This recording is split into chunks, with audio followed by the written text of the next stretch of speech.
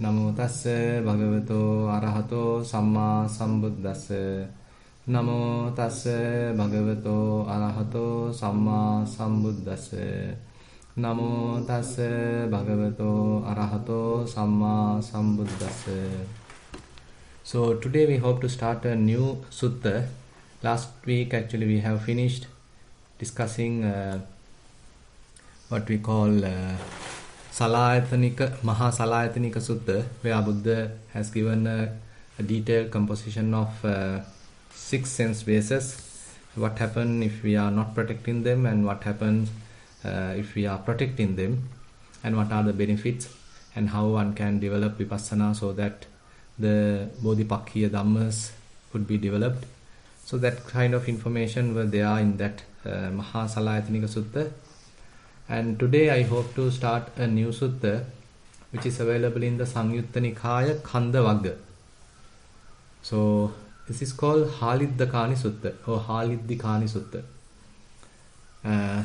That is one Venerable, that is called Venerable Mahakachana, who is well known for his ability to explain things. So whenever there is a difficult Dhamma teaching, then monks are going to meet Venerable Mahakachana, and he is capable of explaining that in simple terms so that others can understand. So therefore Buddha also has given him a title where he is the foremost in that sort of monks who are capable of explaining Dhamma to the others. And we can say Venerable Mahakachana and this what you call the householder Haliddikani seems to have a good relationship, and it seems that Haliddikani often visit Venerable Mahakachana, and he asks various questions. And interestingly, the Attaka of Sutta Nipata is very interesting. Suttas are included, and there are many monks sometimes discussing them. Either Attaka Vagga or either Parayana Vagga available in the Sutta Nipata are very rich areas where Buddha has given very brief but very profound teachings during the first half of his life. During the first 20 years particularly. So that is typically we call as the early Buddhist teachings also we can say. And there Buddha has given some very brief teachings, and again they are to the point. But unfortunately we can't immediately understand them, they are so profound. And interestingly, they are targeted or oriented towards people who are more talented and who are with less dust. And in the Sutta Nipata there is no detail or no mention about Sotapanna, Sakadagami, Anagami, but immediately what is available is the Arahant. So most of the suttas are addressing to an Arahant or targeting an Arahant. So only when we are coming to later half of the Buddha's life, that is say Majjhima Nikaya, Digha Nikaya and all these things, that is where some information is available with respect to the other attainments. So it seems like during the first half of the Buddha's life, the people he encountered are quite capable and they are with a lot of parami. And as a result of that, Buddha directly has given them very brief teaching, and they were able to understand them in detail. And as a result of that, they are able to practice accordingly and then realize the Arahanthood.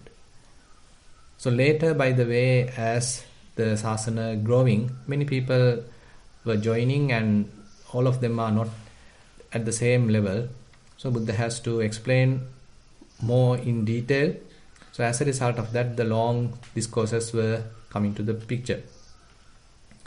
Now, later anyway, so it can't understand whether this, at this particular time, whether the Buddha is alive or not. Because at this time, Venerable Mahakachana was dwelling in Avanti, and it's called Mount Papata at Kuraragraha. So that is another place, and in Avanti area. And the householder Haliddikani is approaching Venerable Mahakachana. Now he is asking a question which is available in the Magandiya Sutta of Attaka Vagga. So this is very much like a very interesting phenomena where even a householder know what Buddha has taught in the Attaka Vagga. In a householder also know that what is available in the Sutta Nipata in general. So that means Sutta Nipata is a very, very interesting area. Most of the Dhamma followers or most of the people who are more interested in deeper teachings of the Buddha seems to have explored. And here the situation is Haliddikani didn't understand what Buddha has taught there. One particular gatha, one particular verse he is now referring to get a better explanation from Venerable Mahakachana. So the verse says, Okang pahaya aniketa sari, game akubbang muni santavani, kamehi ritto apurakkarano, katang na vigaiha janena kairati. So that is the verse available in the Magandiya Sutta of Sutta Nipata Attaka Vagga. And this Haliddikani, the householder Haliddikani, couldn't understand the meaning of that. So Bhikkhu Bodhi immediately has given the translation here. Okam pahaya aniketa sari, having left home to roam without a board. Game akubbang muni santavani. In the village, the sage is intimate with no one or none. Kamehi ritto apurakkarano, rid of sensual pleasures without expectations. Katang na viggaiha janena kairati, he would not engage people in dispute. Now even though we can get this English translation, we also can't understand what Buddha really meant from that. So that is why there may be a kind of a slight understanding at the level of the Haliddikani, but he needs to get a better understanding, a detailed understanding, what exactly Buddha meant in this verse. So he is approaching Venerable Mahakachana, and now he is asking the question, how, Venerable Sir, should the meaning of this, stated by the Blessed One in brief, be understood in detail? Haliddikani directly asks a detailed exposition from Venerable Mahakachana. Now Venerable Kachana going to explain it. Now what is Okang and what is Niketa? So those are the terms that he is explaining. Now he is going to explain the form element householder is the home of consciousness. One whose consciousness is shackled by lust for the form element is called one who roams about in a home. So that is the oka. Rupa dhatu ko gahapati viññānassa oko. Oko is a house. Oko is, we can say, a kind of an abode. The Pali term oka refers to a home.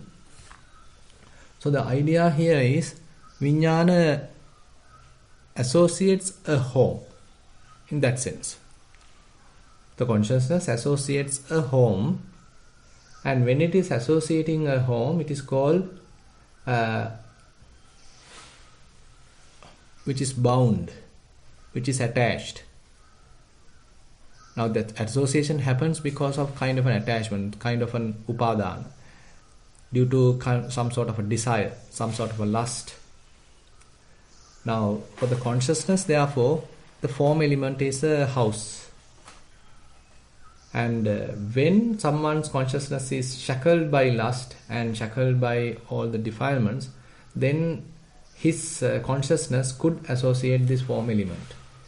Then he is called roams about in the home, in a home. Okasari. So that in that sense, that person's consciousness is called Okasari. Now similarly, a feeling also can be a home for the consciousness. Then again, his consciousness is called Okasari, one who is associating an abode. roams about in a home. Similarly, the perception also an area where the consciousness can associate, can establish, can roam around and associate. Then it is called again Okasari. Similarly, the volitional formations element is the home of consciousness, one whose consciousness is shackled by lust.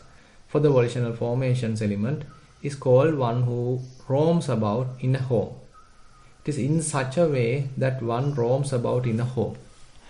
Now we can say, so this may be the reason now, internally the consciousness always want to associate a home. So externally we as human beings can see that we need a home to associate.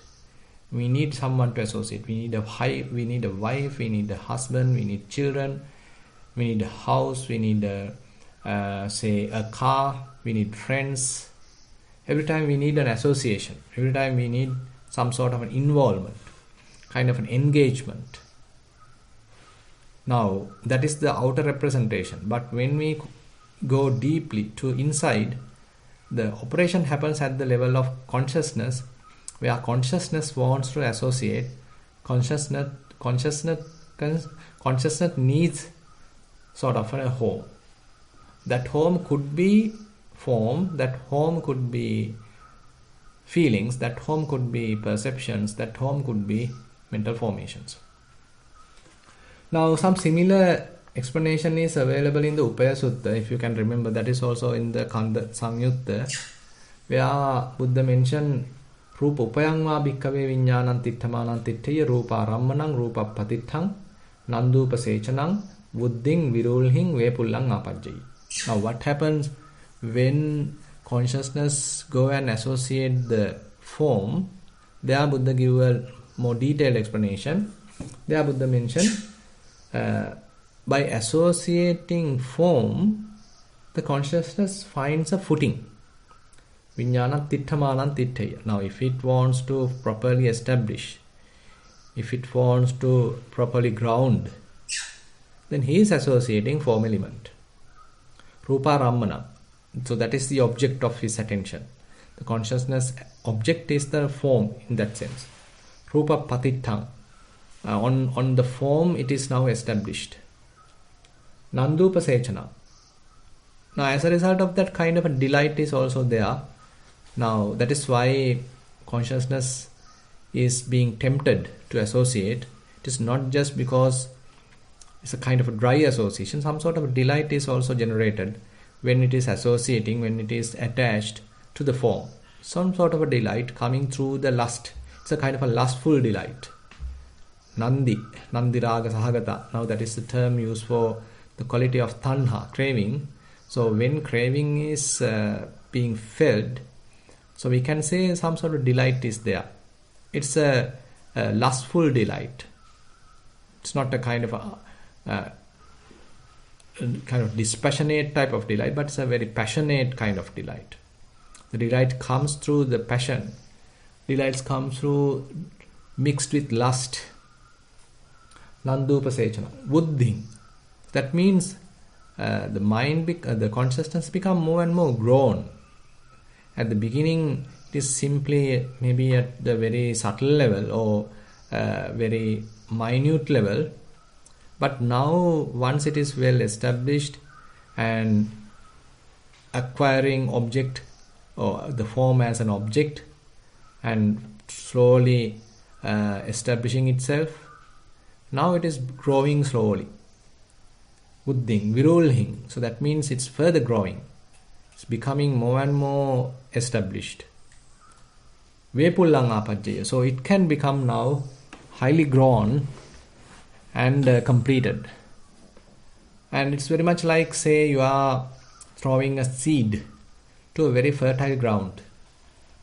So when the seed is thrown to a fertile ground, suppose there is enough water available, the moisture available, and the field is also quite rich with fertile. And what happens next is now a little sapling comes out and it further absorbs the fertilizer, further absorbs water, and again it is growing.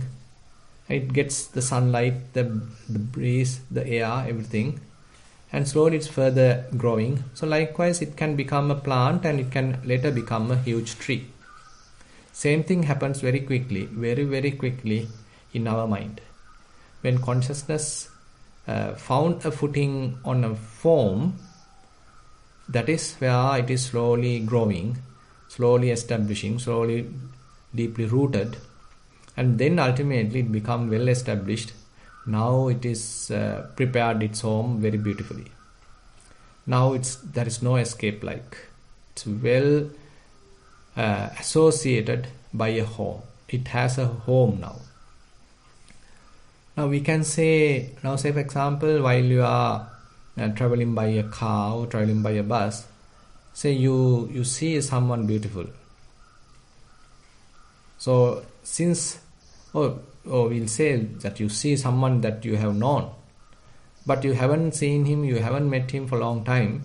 Now immediately you understood, oh, this is my friend. Now slowly the mind further start looking forward, looking in front, and further eyes are very much focused to him, and further details are being captured. Now you remember all the past events. Now actually when it is being initiated through the form aggregate, all the other aggregates are also quite supporting. Now they also come to the picture, and that establishment of the consciousness is very much like putting many roots. It is not a single root. So it may be the root of the form at the beginning the mind have understood, or the consciousness has established, but as it growing, there are many roots. It may be growing through the form root, it may be growing through the, say, the feelings root, perceptions root, formations root. So likewise we can say all different fertilizer, all different necessary nutrition is now being fed. So similarly, when we are, say for example, a house is built, it may be started with very basic things.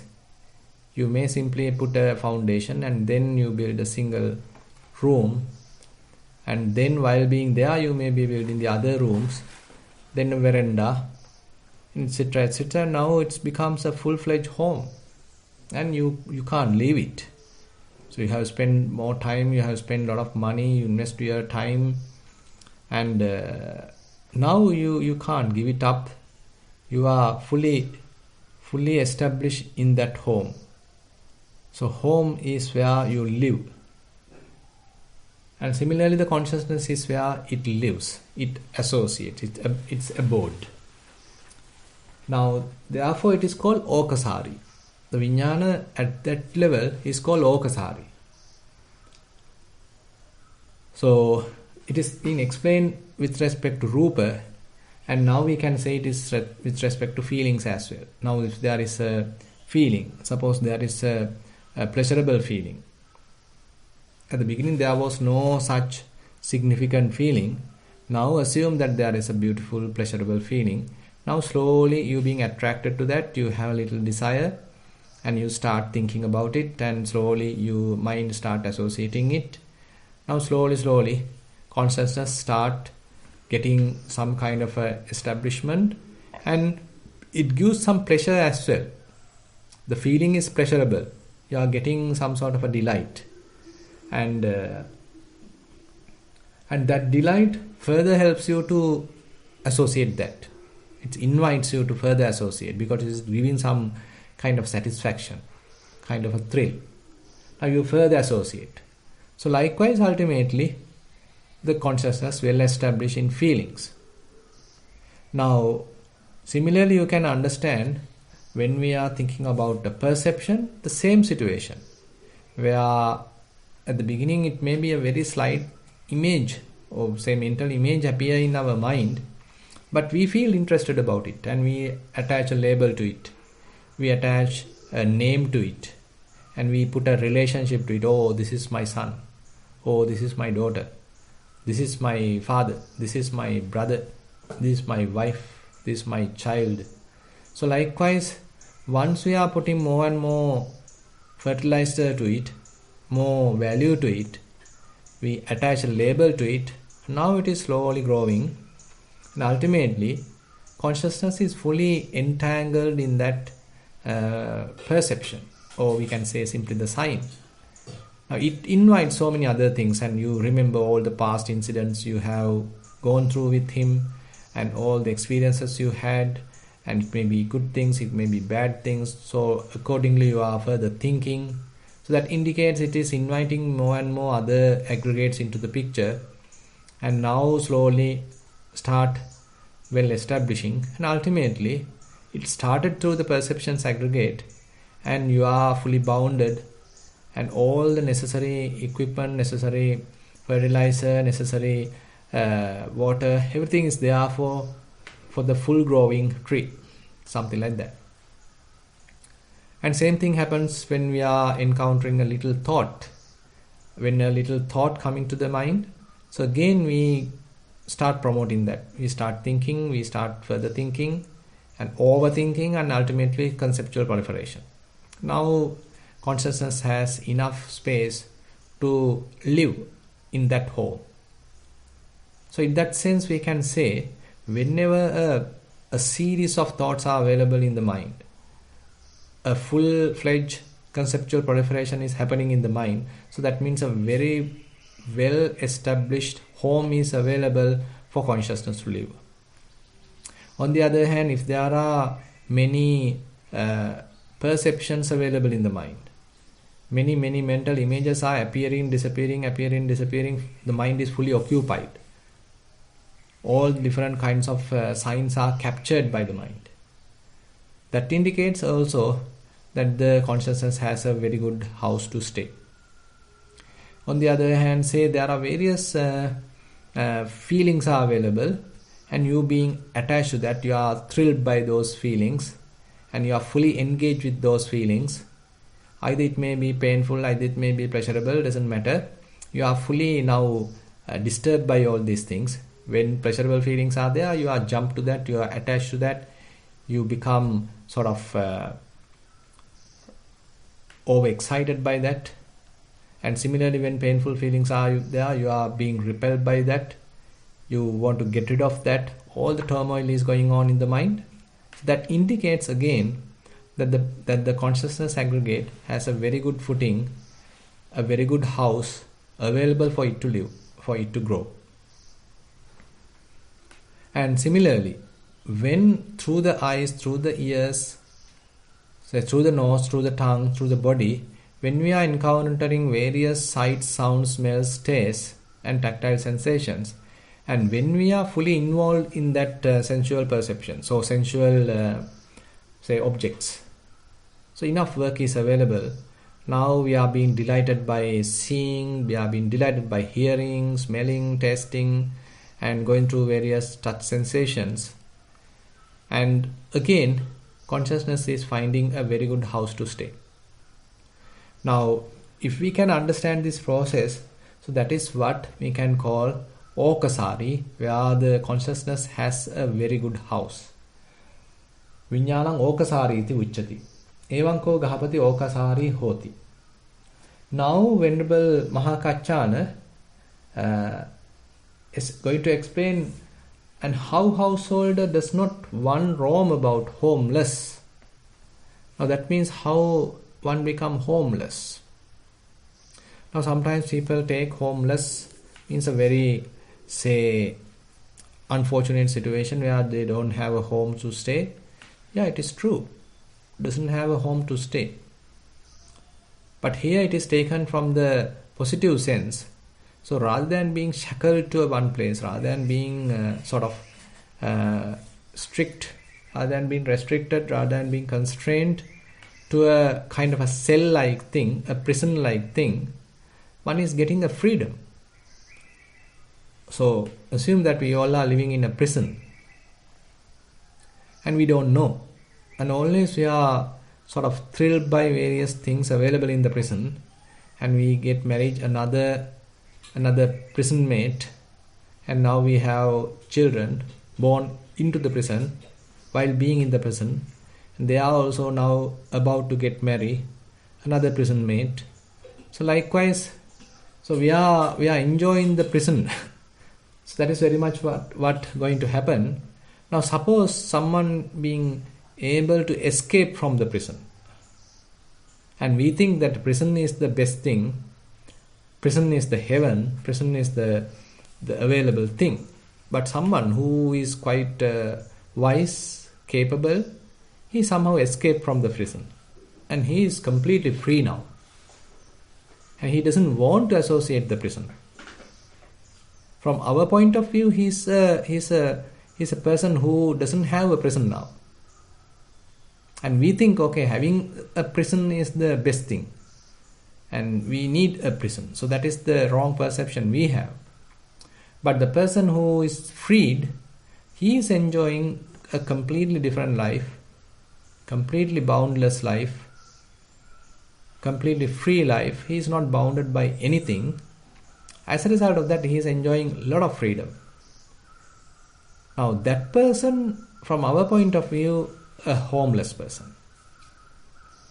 But that is what he prefers, because he understood, okay, being in a prison is a headache. Being in a prison is a kind of a pain. Being in a prison is a suffering.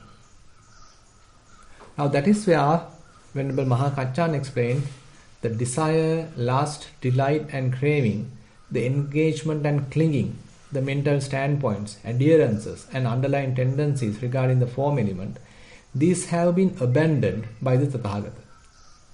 Cut off at the root, make like a palm stump, obliterated, so that they are no more subject to future arising.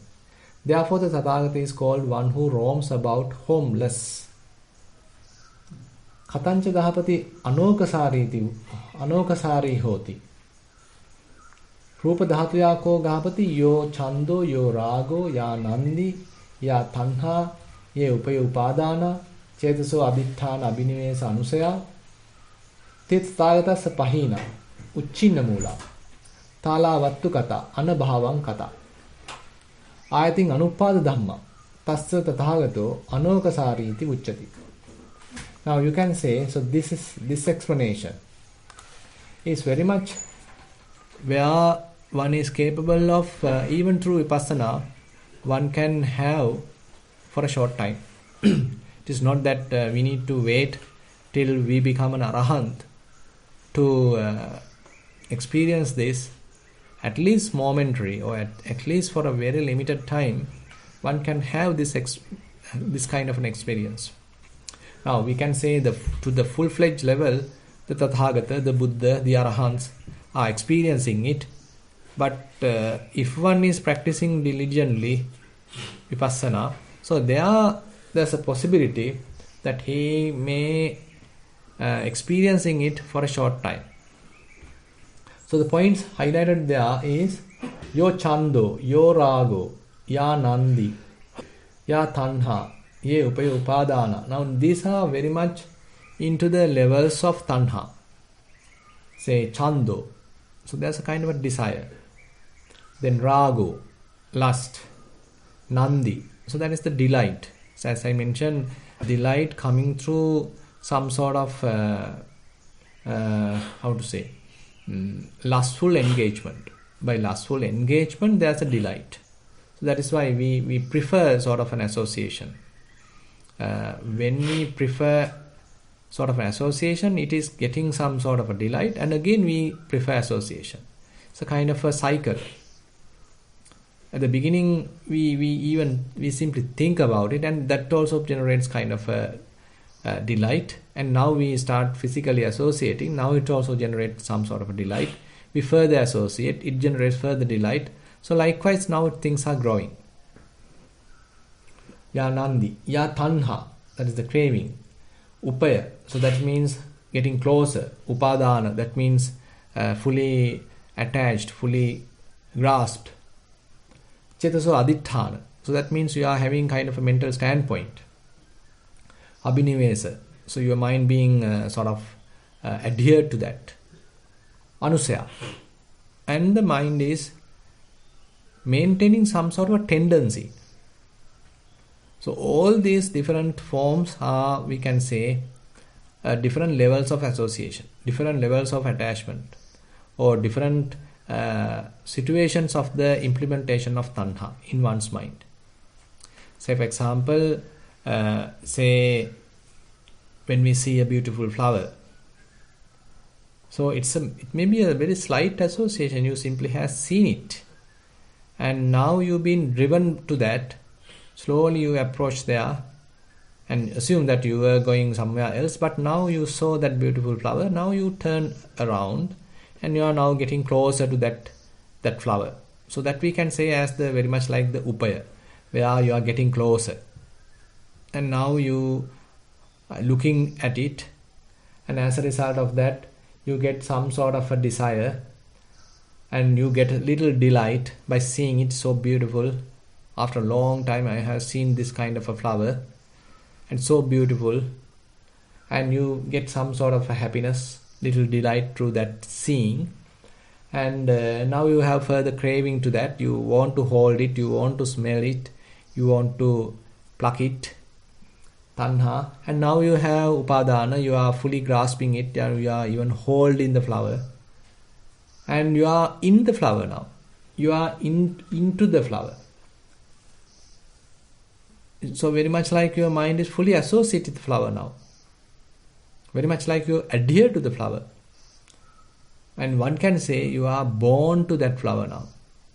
And you have lost the present moment. You can't remember where you are. You are fully delighted. You are fully engaged in the flower world, we can say. Rose world. So whatever the way. So you can say now you are in a situation where your mind is fully engaged with that sort of delight, associating that particular flower. And now suppose flower, as you have given up the flower, but still you remember that association, and you have some sort of an experience through that flower, and through that experience you have prepared some sort of a view in your mind. Okay, this rose flower is the best flower. So this is the most beautiful flower I have ever seen. It's a kind of a perception now you have in your mind, and you can even grow it to a further level. Okay, this is the best. All other flowers are not that beautiful like this. So this is the best. I am the best flowerist. I am the person who owns this sort of a beautiful flower. So whatever the way, you can think in like that, and now that is the mental standpoint. Yeah, you are mentally taking a stand. Okay, I am the best flowerist. I am the person who owns this kind of a beautiful flower. Other than this flower, there is no other flower could come to this level of beauty. So what kind of a different stand that you are taking with respect to that particular flower, again that you are shackled. Again, some sort of clinging is there, grasping is there. The object is not available in front of you. That's the beautiful thing. Object is not available, but your mind is fully shackled. Your mind is fully engaged. Your mind is sort of having a mind-made standpoint, and there you being shackled. And anusaya. Anusaya means now with respect to that flower, whenever you are thinking again and again that flower is beautiful, that is the best flower, blah blah blah, what happens is internally there's a clinging operating, internally there's a tendency operating, and a kind of a mental pattern being generated. Suppose after a year that you see another flower, so immediately that available latent tendency is triggered. Now it is again coming to the surface, and you being driven by that. So that means latent tendency is also being strengthened because of our habitual, say, attachment to this situation. Now, so the Buddha, all these are abandoned. So you can imagine what a kind of a purified mind the Arahants may have. So Tathagata we can refer here as the Buddha as well as to the Arahant. So you can say to what level the purification has happened. A complete purification is available. So many different levels of craving is abandoned. And again, it is further highlighted. Pahina, that means abandoned. Uchinna Mula, so that means uprooted, cut off at the root. Uchinna Mula. Tala Vattukata, so that means made like a palm stump. And Anabhavakata, so it's obliterated, you can't make it available right again. In the future, there is no even a sapling could come, it's completely obliterated. Anabhavakata, I think Anupada Dhamma. So that means no more further rising, no more future rising happens. So that is the sort of level of abandonment explained here. Now what happens is sometimes, say when you develop a little bit of meditation, you develop Asubha Bhavana, some sort of thing, probably the lust, the greed, these things can be abandoned for some time. But later again it is arising because the roots are still available. You haven't completely uprooted things. So after some time again it is developing, again coming up, again it's taking to the higher level, and ultimately you being overwhelmed by that desire, by that greed, that lust. So therefore such kind of behavior is available with respect to defilements. Even though you are able to temporarily subside them, it doesn't guarantee that your mind is completely free from these defilements. At a later occasion it can come up because the anusaya are available, the latent tendency is available, and your mind is not free from anusaya, the latent tendencies. So till one has latent tendencies, therefore we can say we are quite vulnerable.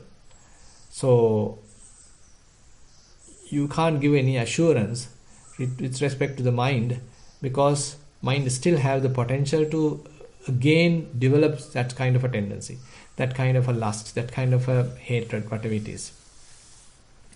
Now same thing is explained with respect to feelings, perceptions and sankhara. So here we can say all different levels of craving are abandoned with respect to form element, feeling element, perceptions element, formations element, and again the consciousness element. In general, when we are talking about all five aggregates, but if we consider the behavior of the consciousness, then we can talk how it is associating the other four aggregates. Now say for example, you started writing a book and you start planning it, you start properly organizing it, and again you look at it, and now you reorganize it, and now assume ultimately you thought, okay, now it is it, now you are feeling it, now you are writing it, now you are going one chapter to the other chapter, and once you are doing that, you are thinking, you are imagining, you are sort of conceptualizing, and again now you are writing, again you are enjoying, again you are writing. Say you go to the next chapter, same thing, you design, you imagine, you write, and you conceptualize, again you write. Likewise, assume that you have completed all 5 chapters. Now you have the book. And while doing that task, your mind is fully involved in that task. Many thoughts are being generated. And you have a desire, that's why you are doing it. And you are fully associating that task. And all the concepts available in that book, all different meanings, all different statements, you are mentally proliferated, mentally evaluated, and your mind is fully engaged. And now you claim, okay, this is my treatise, this is my book. So you claim it, and you are writing your name under as the author. So I am the author. You generate a person out of that. You claim ownership. and you can even sell it to a good price, so it becomes a bestseller, and you getting a reputation, and you become a person, a good writer, a good author, and now you earn a reputation. Now the book is not with you, but the reputation is something that you are attached to, and you have a kind of a trend in your mind. Okay, this is the way a book should be written. Okay, this is the way a book has to be, and this is the kind of the organization a book has to be. This should be the way it has to be written, and the content has to be like this. Now you can even come up with your own protocol how to write a book. What should be the contents, and now you have a kind of a mental standpoint. Okay, this should be the way, and you are now promoting that, you are defending that, and others also have their own things, and now you want to defend it, your one. So you have a mental standpoint, you are adhere to that. Now the book is not available, but you adhere to the content, the presentation. So likewise, you can understand, even when we are going through mental formations, it can develop to different levels. It become say verbal formations, it become bodily formations, it becomes some sort of physical outcome, and you are fully involved with it, you are attached to it, and now it is grown to the form aggregate. And when you are being praised, you feel happy. It's growing to the feelings aggregate. And if someone is criticizing, if someone is condemning, then you feel unhappy. Again, you are in the feeling aggregate, and you have a lot of perceptions with respect to the to that book. Different perceptions. Say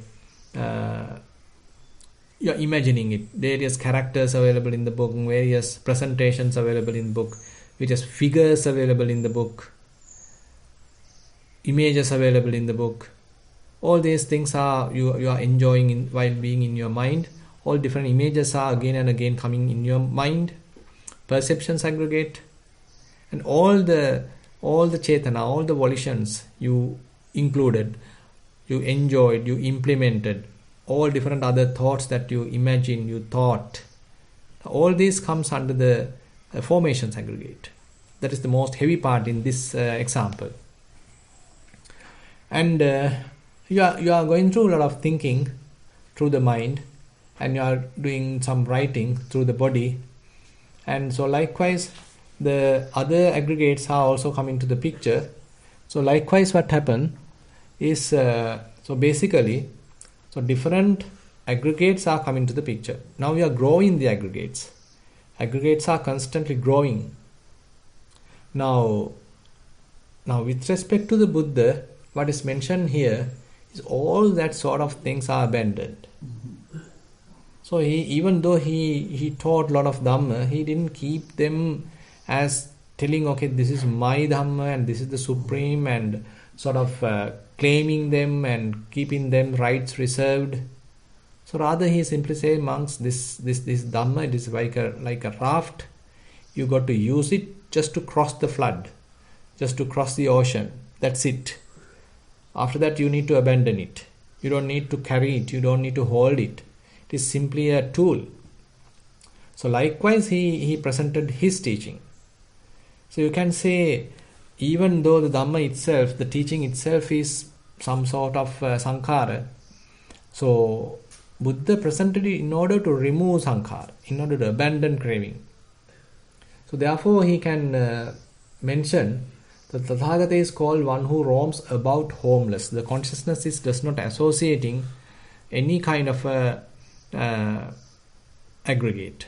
It doesn't associate form aggregate, it doesn't associate perceptions aggregate, feelings aggregate, formations aggregate. So the consciousness is homeless in that sense. That means the anokasari, not the okasari, but anokasari. Katancha gahapati anokasari hoti.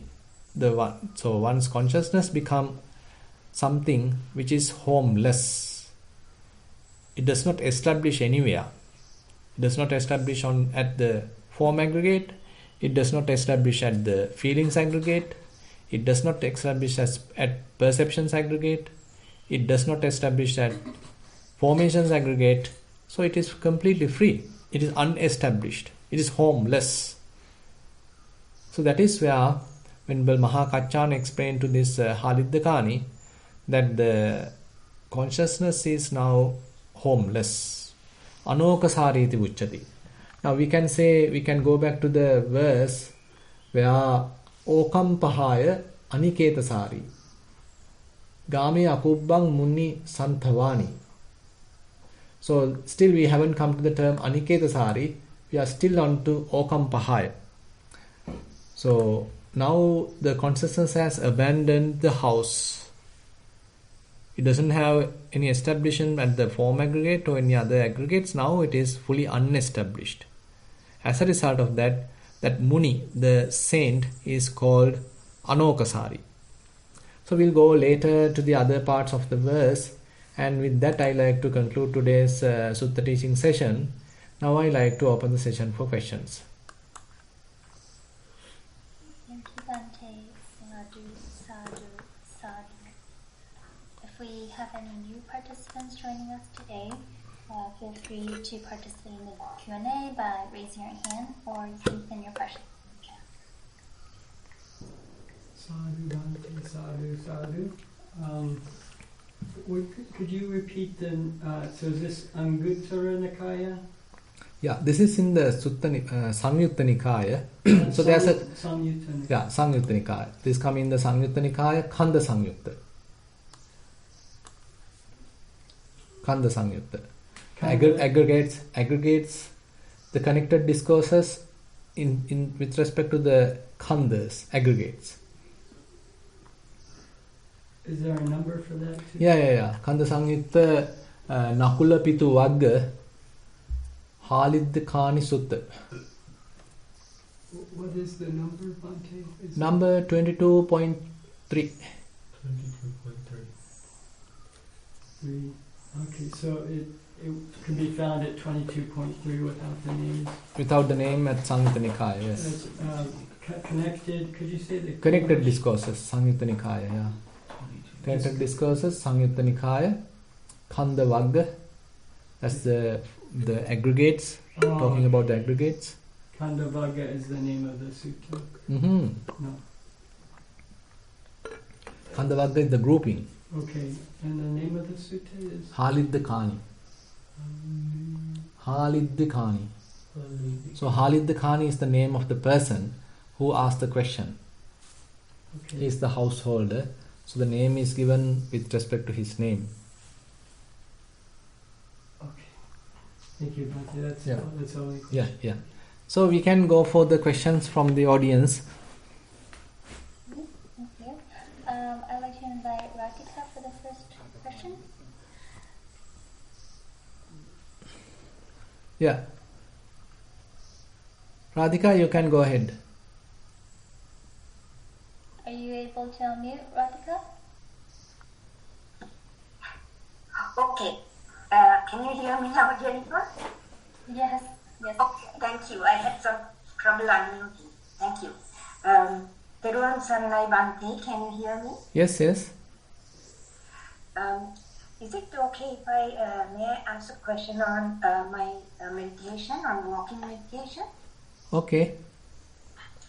So, if I do walking meditation on its own, does it lead to both samadhi and panya, or do I also have to do sitting meditation? And if so, what type of meditation and how do I do it? Yeah, actually it promotes samadhi, and that's what Buddha explained, that the samadhi generated through walking meditation is long lasting. Chankamadhi samadhi chiraktitiko hoti. So that's the last benefit that Buddha explained in the Chankamana Sutta, Chankamananisansa Sutta, where he explains 5 benefits in the walking meditation. So definitely it will grow samadhi, because the samadhi generated while walking is little different. It is not the samatha kind of samadhi, rather it's a instantaneous samadhi or momentary samadhi, momentary concentration. When your foot is touching the ground, you are fully there, and when the next foot is touching the ground, you are fully there. So likewise the object constantly changing, but the mind again and again well established and that object. So you are momentarily concentrated.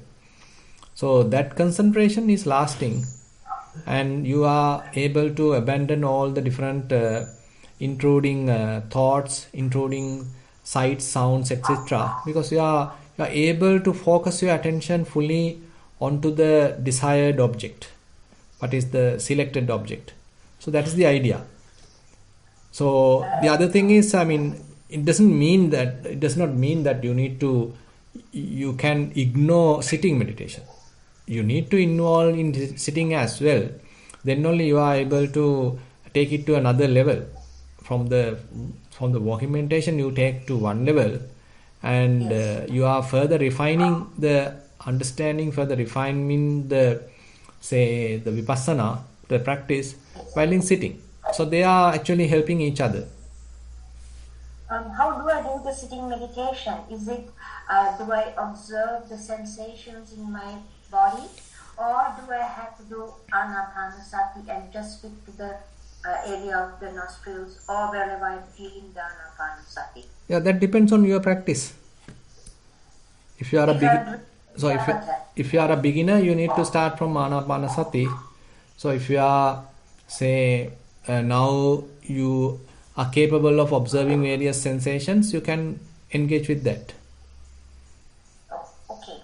So can I ask one more question? Mm-hmm. Now, if I can, I'm not sure what is exactly meant by effortless mindfulness, or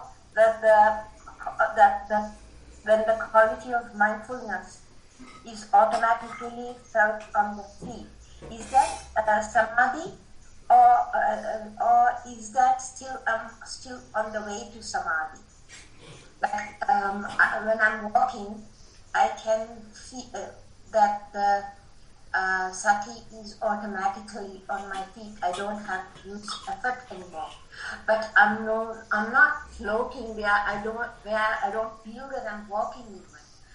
I have had that experience at retreats where I feel as if I'm floating and I'm being pushed. I don't even have to walk. But what I'm feeling right now at home, where it's not a retreat, is that my sati is automatically on my feet. So is this the point where it is samadhi? And is this where I start working on uprooting the roots? No. Actually, this is simply still the growing of the mindfulness, and some amount of samadhi is also there. That is why mind is not wavering, and the effortless mindfulness is typically referred to another level. What you have slowly available is what we can say as the continuous mindfulness. So previously you don't have mindfulness. As a result of that, your mind get distracted, scattered. Now you select an object so that your mind get established, and you have mindfulness.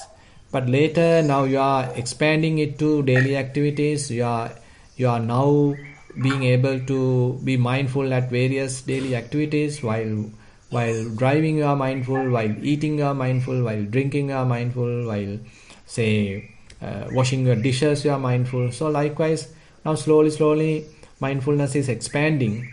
So now we can say you have a continuous mindfulness.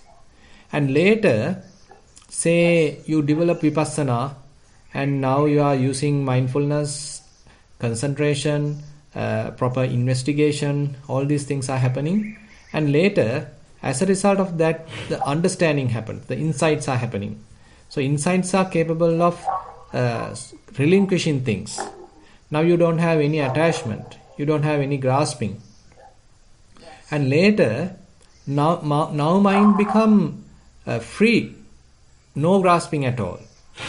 And if you are able to develop that, then what is the mindfulness available is called effortless mindfulness. Where you don't need any deliberate work to do in order to establish mindfulness. Rather, now mind is free. When the mind is free, that is the effortless, natural mindfulness available.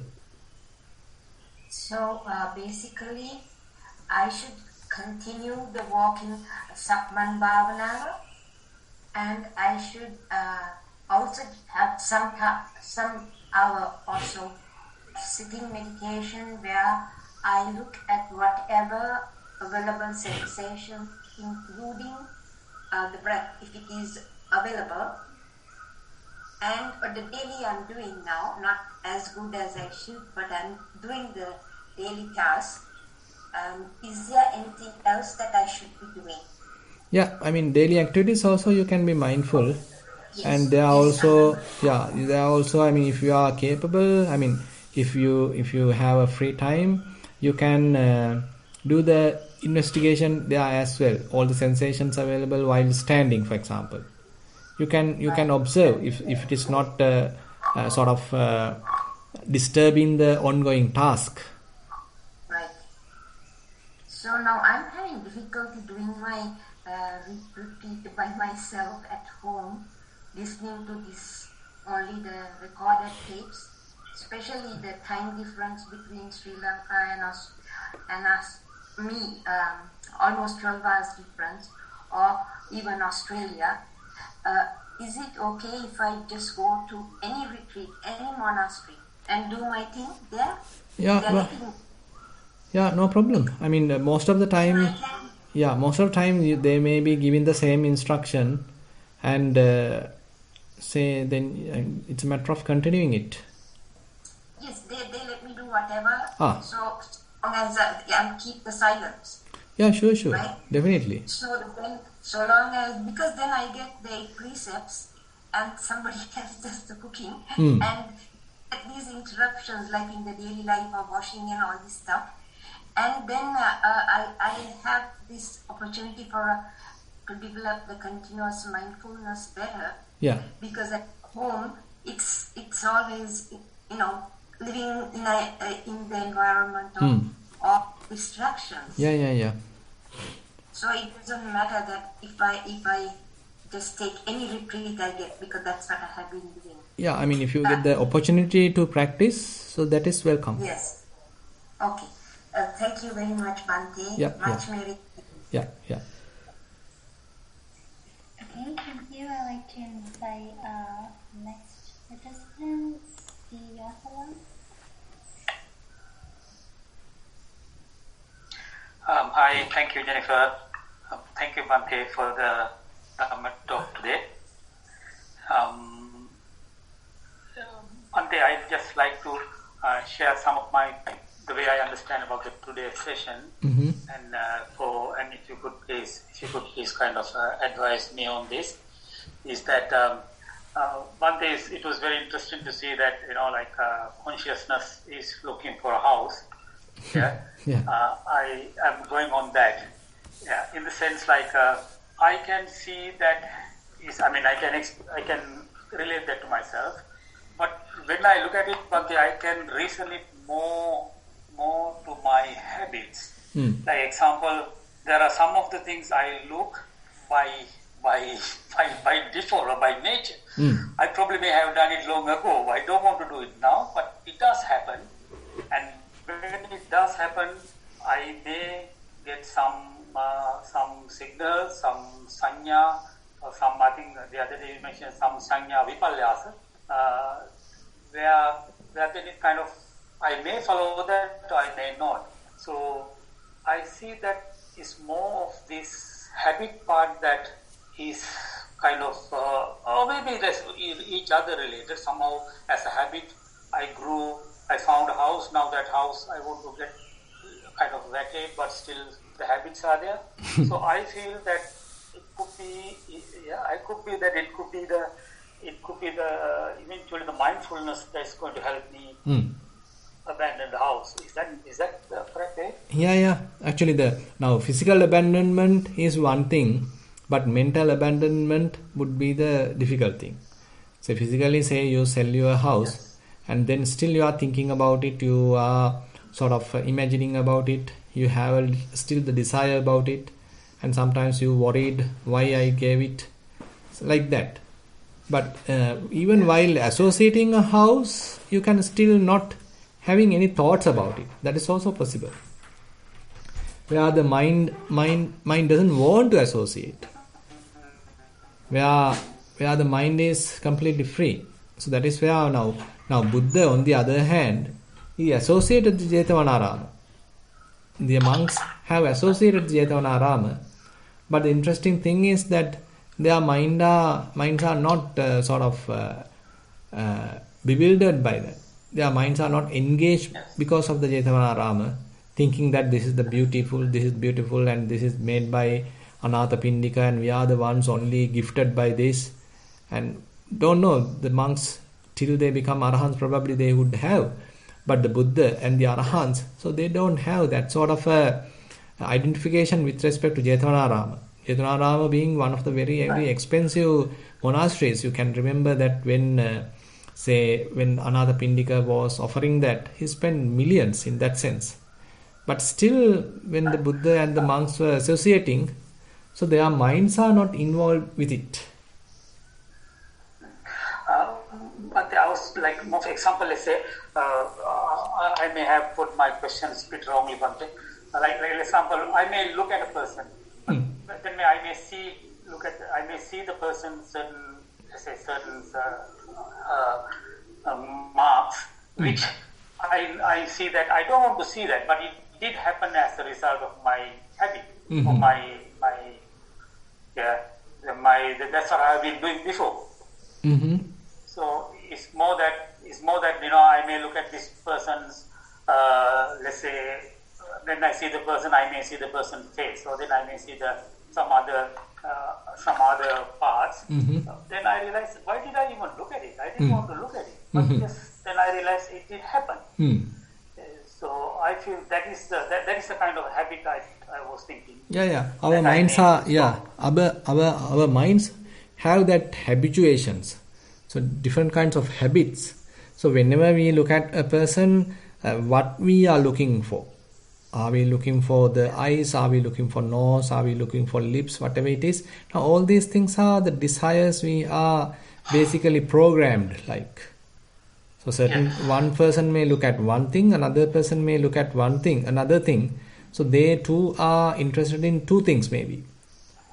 So likewise, those things are, it's kind of a script available in the mind. So according to that script, we are searching, we are exploring. Yes. So I see being mindfulness or improving the mindfulness is probably the solution. Is that correct? Yeah, definitely. While being mindful, you can understand what the mind is doing. What are the areas mind is looking? What are the mind being interested? So it's very much like we are understanding our own habits, our own, tendencies available in the mind. So ultimately we are able to not being shackled by them, not being deluded by them, or not being driven by them. We can simply understand, okay, this is a habit. There is nothing special to look at.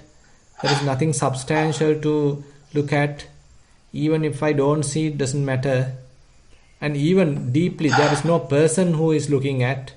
So likewise, one can develop or one can incorporate understanding, the vipassana knowledge into the picture, so that the previous tendency is abandoned. Previous tendency is not promoted.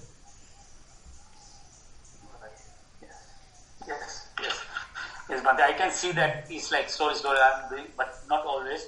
Because most of the time, I would say, yes, I do that. I realize that, why did I even look at it? Yeah, but as you mentioned, I can see that I can go further and try to see the whole reasoning behind it. Yes, Bhante. Thank you so much. Thank you for the explanation. Yeah. Thank you. Thank you. I can invite you to Debbie for the next question.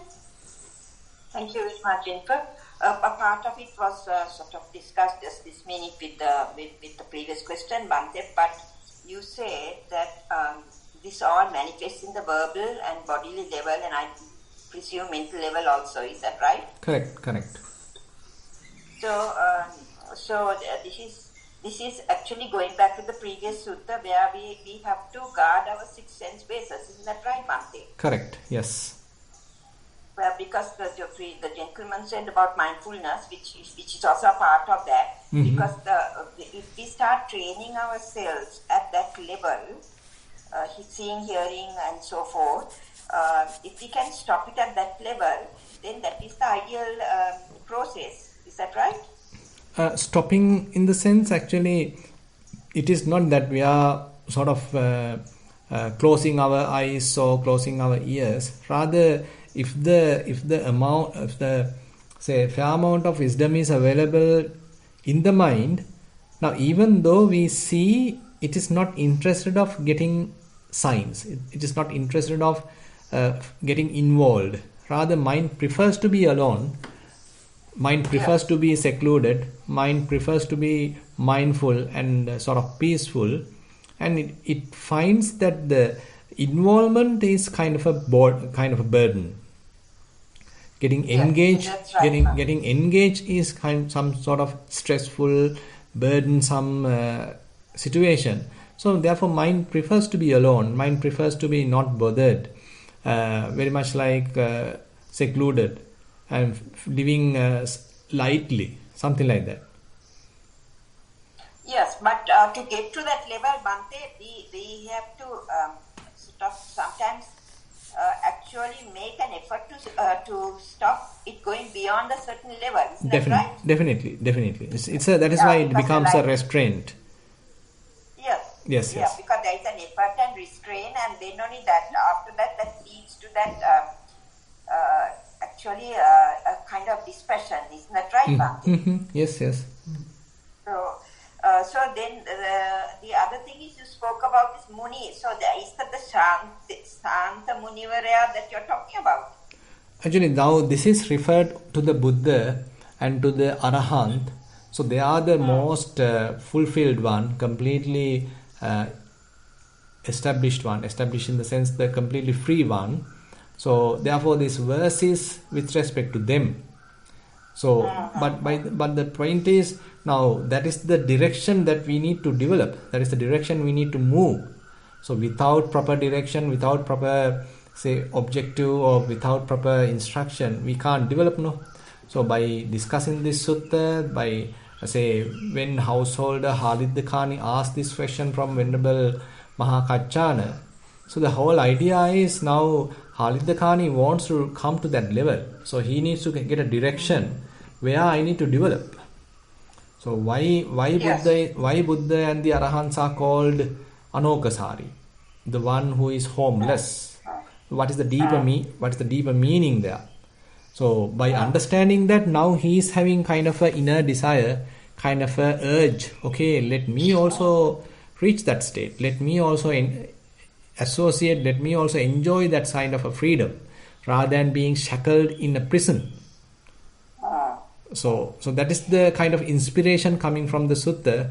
So rather than looking always to engage something and occupy the mind with something, so how about looking at another way to free the mind, completely having a mindset which is completely free?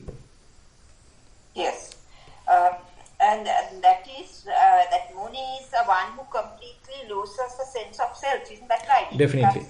Yes. So that is the level that the Arhants have reached, and that is, we at least can occasionally, as you said, in the meditation, and occasionally we can have experience that momentarily. Isn't that right, Bhante? Can, yes. So that's what I mentioned at the beginning. It may be only occasional, only momentary, but later, so one needs to slowly develop that, to enhance it, to prolong it.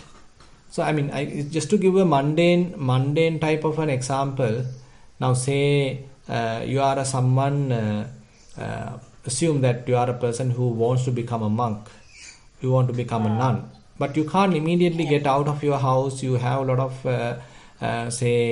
engagements, you have a lot of obligations. but still you have a desire. So what you do is assume that you are going for a retreat, just 1 day retreat. So it's very much like you are little away from the house, little away from household activities. Now you are little, you experience that. Next time you go for a 2 day, you are going for a 2 day retreat. Next time you are going for 5 day retreat. Next day you are going for a monastery and stay for about 2-3 weeks. So likewise you are seeing whether you can do it, whether you can you can sort of cope up with such kind of an environment. So likewise, so here also the same situation. At the beginning it is difficult. At the beginning, because you are a person who are always looking for something to establish. Always mind wants a place to establish. But as a result of the practice, when the mind becomes free, so it becomes kind of a vulnerable experience. You feel even frightened about it. But later, when again and again you experience that the same kind of experience through your practice, now you feel slowly comfortable there. You feel, okay, this is also a possibility. This is also a potential available in the mind. It is not always necessary to associate something and being trembled when it is being subjected to kind of impermanent, vulnerable situation. How about completely maintaining a mind free from anything, free from any association? So that is a kind of an inner wish or inner urge coming from the mind. Okay, let's do it and see. Let's jump and see.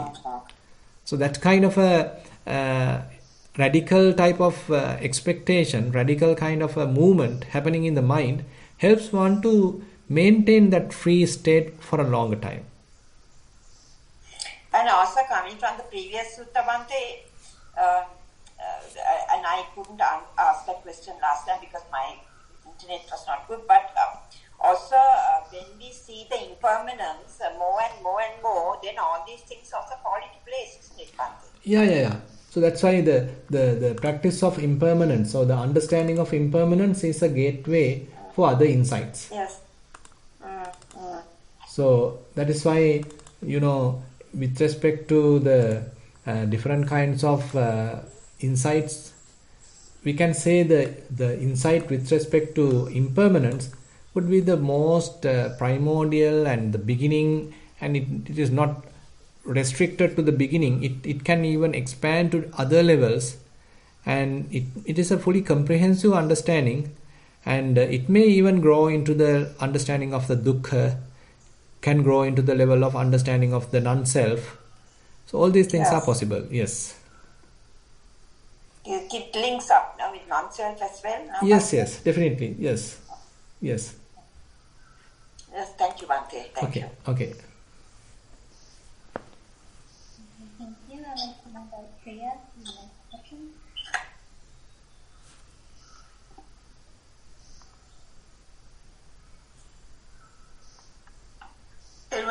Bhante, can you hear me? Yes.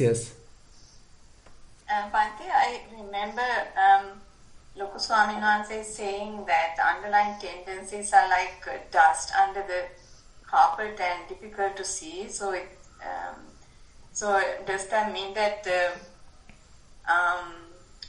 I remember he saying that they come out while meditation, but I'm thinking if we are doing daily activities mindfully and watching our mind, does that help to remove underlying tendencies as well?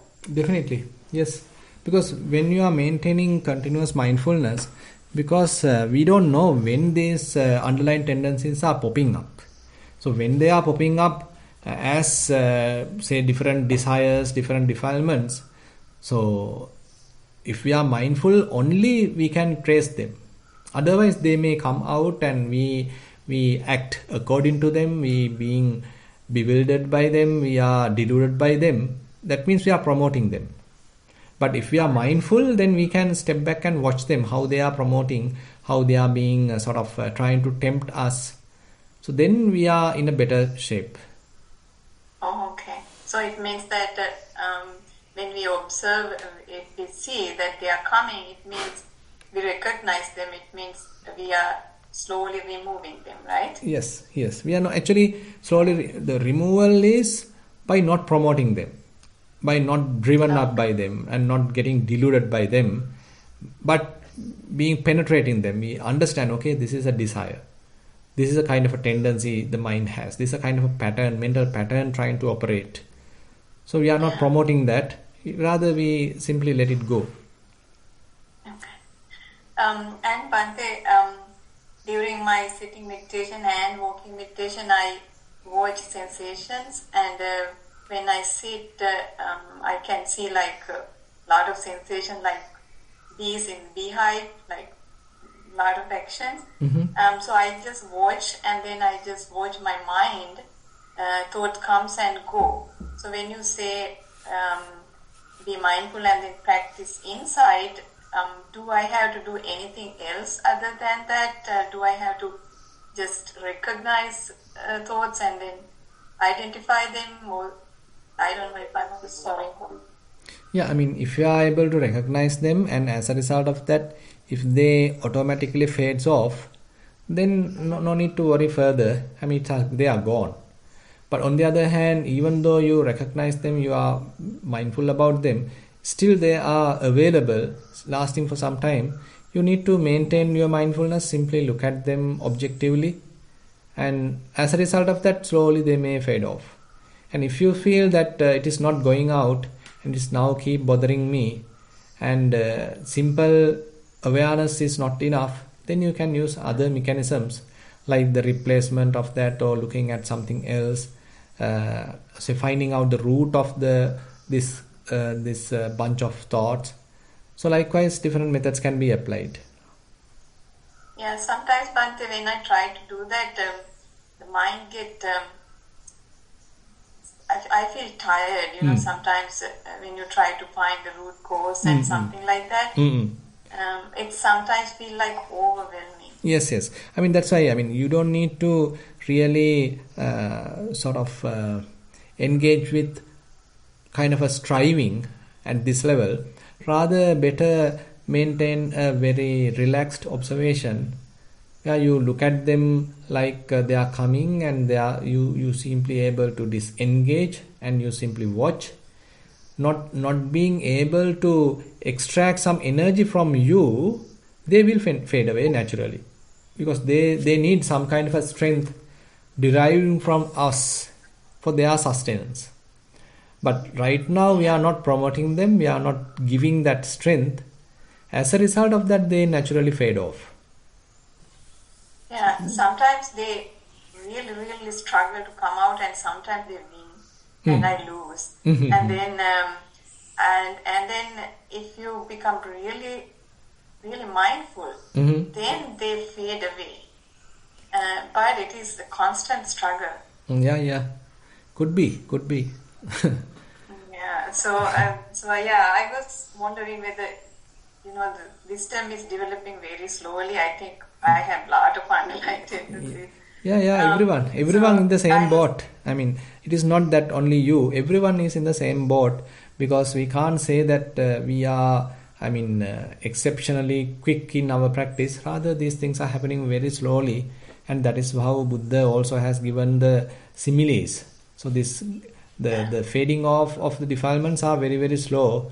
We have to have a lot of patience to continue the path. Yeah, so the things that faded away, like ill will and things, they faded away pretty quickly after I started practice. But I have mentioned that before to you too. Some sort of fear inside me. I think it's maybe from other lives. So they started coming out when the mind became clear and clear. They started coming out, tiny things. Correct. I've been helping one of my friends who had mental illness, and at one point I couldn't help her anymore because I became very sensitive, and I thought it should go the other way.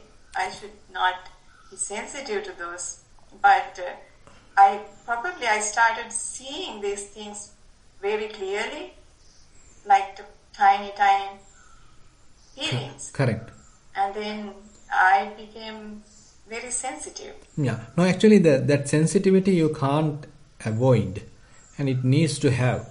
So now, when one becomes more and more, say, developed in vipassana, so when the mind is maintained in an unassociated, unattached state, so your mind definitely become more sensitive. But the important thing is, so the sensitivity is not the only thing available. Wisdom is also available. So wisdom helps you to maintain your stability without getting emotionally sort of hijacked, emotionally being attacked.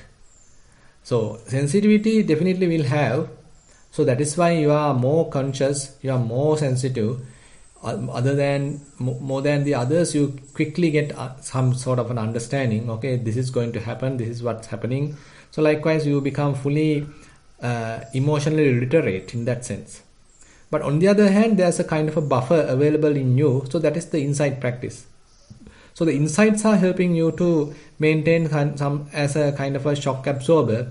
Yeah, you are not emotionally driven. So this sensitivity does not grow to the level that you feel overwhelmed by the emotions. Rather, you are able to, capture them. You are able to sort of inhibit them without fully you being overwhelmed by them. So that's why, we need to have compassion and wisdom well balanced. So actually we can't do it immediately. We sometimes jump to the one extreme of wisdom and we neglect the compassion part. And we sometimes become over compassionate and then we lose the wisdom part. So the person, that Buddha, is the one only perfect in both, where the wisdom and compassion are well balanced. So when we are continuing our path, it is up to us to daily adjust this. Depending on different activities, we need to daily adjust how to balance compassion and how to balance wisdom. Yeah, I'm having hard time balancing it yet, but I know I'm going in the right direction. Yes. I think it's depend on the personal characters. I believe so, because some people are more sensitive than the others. Yeah, could be. That's also there.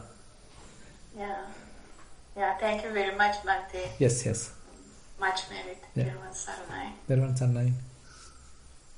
Okay, thank you. I'd like to invite Melinda for the next question. Can you hear me, Bhante? Yes. I'd just like to make a comment. I can't really see too much of a difference between, say, even a city house or a forest kuti. I mean, even if you are in the monastery, like you've got a family there. You've got elders, you've got young monks. Exactly. You've got a mother who will serve you dana. So this sensuality is what's going on within you, right? So not necessarily the place or where you're not exactly wandering, like homelessness. What does that really mean? You know? This body is your home that you create, right? So what are you seeing? So can you go into homelessness in that aspect a little bit? So that's why, it depends on the different characteristics of a person. So there are people who are capable of living a household life and still maintain a very good practice and still maintain kind of a homeless life, even though they have a lot of luxuries, all the facilities, but they are not attached to them. So I know that there are many people doing like that. So they are maintaining a household life, but they are very unattached. Even though they have luxurious things, they are not attached to them. And they are living a very simple life. Even though they have the capacity to buy so many luxurious things, they don't want. They are simply maintaining the very essential and maintaining a very simple life. And they are like monks living a household life. But on the other hand, there are certain monks, so they don't practice, they don't sort of maintain a good meditation practice. So they associate so many things. They are have a lot of positions. So that is also, we can say, it is not really guaranteed there. So it depends on the persons. And on the other hand, there are other monks who only have very basic things, and they are continuing their practice, and always helping, and all the other things are also teaching, and all things other things are also there. So it depends on the persons. Therefore we can't have a kind of a rule. Okay, this is the only place, this is not possible, and etc., etc. So the person, it depends on the person as well. A fair amount of skill is attributed to the person. A person who is capable of doing the thing while being in a household life, he can do it. If he found it is difficult, and he can try the monk's life, a monastic life, a kind of a retreat life, and he can check the value of it, the benefit of that. So likewise, it's a kind of a trial and error method in a way, that how to find out the best context, or how to find out the best conducive environment for our practice.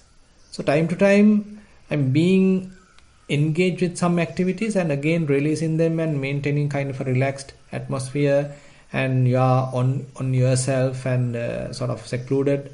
So likewise, you can maintain a kind of a balance. So how much you're really attached to external or even internal phenomena, right? Yeah. Correct. Okay, thanks, Bante. Yeah. Okay, thank you. I'll turn back to Dini for the next question. Thero Sarnai Bante, I was not even going to ask this question, but since the discussion was going in a certain direction, I wanted to get your advice. Right. I've been, trying to be mindful and all that, but this sometimes when I wake up in the morning, I wake up with the thought of something that has happened way in the past, and I'm startled by it. Mm-hmm. That I have thought of it even. Right. So when I feel a little bit ashamed that I should have put that out of my head and my thoughts and everything. Mm-hmm. How do I deal with it? No, that's fine. That's the beauty. I'm waking up from it. No, thing is, that is the beauty of the practice. These things are underneath. So these are the underlying tendencies. So we never know what is available under the carpet. So we haven't exposed to that. We haven't opened the carpet and saw it.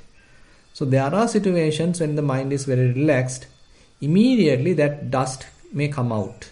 Immediately that long hauled stuff, desires, tendencies can come out. Then it's a matter of simply flushing them out. So we don't need to worry thinking that, okay, what a shame that these things are still available. Fine. You can be little ashamed. That is also helpful. But on the other hand, we don't need to criticize ourselves thinking of having them, but they are the ones that we were growing many lifetimes. Now, as a result of the practice, now we have an opportunity to look at them objectively, not being involved with them, not being driven by them, not getting deluded by them. So that is the best advantage we have. Otherwise, we are helpless. We are simply promoting them. So therefore we can be happy. Oh my goodness, another one is there. So let me look at it, let it go. Another one is here. Okay, let me look at it, or let it go. So likewise, we can simply empty the pot. Bante, why does it happen when I'm just getting up with that Yes, thought? no, that's the thing. So when you are having a good nap, good sleep, that is a very good time for the mind to rest. Oh, I see. That's what you meant. Yeah. So now when the mind is at a good rest, now that is the time another layer of your impediments, or what we can say segmentations can come out. I see. Thank you, Bante. Yeah. I'm very glad you explained that to me. I was wondering how I could have woken up from a being asleep with a thought like this, I was really upset. It happened this morning, actually. Very interesting, by the way, isn't it? I mean, we are simply having a good sleep, and when we wake up, okay, a kind of a defilement is available. Okay, simply look at it. Okay, let it go. Goodbye, tata. Oh, I see. Thank you. Much credit to you, Bante. Yeah. Okay, I think there are no more questions. And one announcement I have to make. So I couldn't do the last Saturday Clarity of Mind session. So that is being scheduled on next Saturday morning from 7 a.m. Sri Lanka time, and that is on Friday US time. So I hope you know that information. The Clarity of Mind through mindfulness. That session will be available on next Saturday, 7 a.m. Sri Lanka time. So then we'll conclude today's Dhamma discussion or the Sutta teaching session. All the merits we accumulated, let's wish help us also to be helpful in attain path fruition Nibbana. We'll share the merits with everyone. Ettavata cham hehi sambatang punya sampadang sabbe deva anumodantu sabba sampatti siddhya. Ettavata cham hehi sambatang punya sampadang sabbe bhuta anumodantu sabba sampatti siddhya. Ettavata cham hehi sambatang punya sampadang sabbe satta anumodantu sabba sampatti siddhya. Akasatta ca bummatta deva naga mahiddika punyantang anumoditva cirang rakhantu sasanang. Akasatta ca bummatta deva naga mahiddika punyantang anumoditva cirang rakhantu mamparang. Idang vo ñātīnaṁ hotu sukitā huntu ñātayo. Idang vo ñātīnaṁ hotu sukitā huntu ñātayo. Idang vo ñātīnaṁ hotu sukitā huntu ñātayo. Imina punya kammena māme bāla samāgamo sataṁ samāgamo hotu yāva nibbāna pattiyā. Imina punya kammena māme bāla samāgamo sataṁ samāgamo hotu yāva nibbāna pattiyā. Imina punya kammena māme bāla samāgamo sataṁ samāgamo hotu yāva nibbāna pattiyā. Sadhu, sadhu, sadhu.